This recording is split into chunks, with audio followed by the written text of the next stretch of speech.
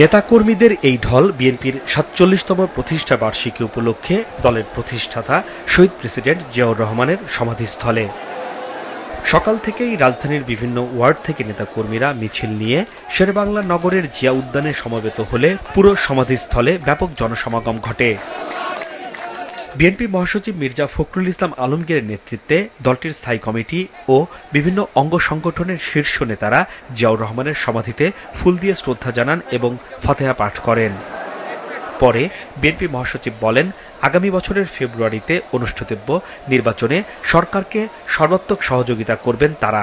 Challenge আমাদের সামনে রয়েছে, সেই চ্যালেঞ্জ হচ্ছে যে আগামী ফেব্রুয়ারি মাসে 26শে ফেব্রুয়ারি মাসে যে নির্বাচন অনুষ্ঠানের কথা আছে, সেই নির্বাচন অনুষ্ঠান সুষ্ঠুভাবে করা, সর্বত্র সহযোগিতা করা, সাহায্য করা।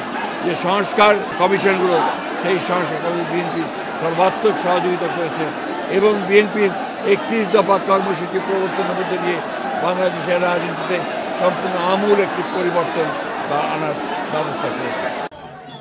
আনন্দ শোভাযাত্রা, পুষ্পস্তবক অর্পণ, দলীয় পতাকা উত্তোলন, কেক কাটা ও আলোচনা সভা সহ নানা আয়োজনে চট্টগ্রাম, খুলনা, রংপুর সহ দেশের সকল জেলা উপজেলা পর্যায়ে পালিত হয়েছে বিএনপির ৪৭তম প্রতিষ্ঠা বার্ষিকী। এদিকে ঢাকায় জনদুর্ভোগের কথা চিন্তা করে প্রতিষ্ঠা বার্ষিকী উপলক্ষে আগামীকালের শোভাযাত্রা কর্মসূচি বাতিল করেছে ঢাকা মহানগর উত্তর ও দক্ষিণ বিএনপি। এর পরিবর্তে উত্তরা ও মুগদায় খাল পরিচ্ছন্নতা কর্মসূচি পালন করবেন তারা। হাসনাইন তানভীর, মাছরাঙা সংবাদ, ঢাকা।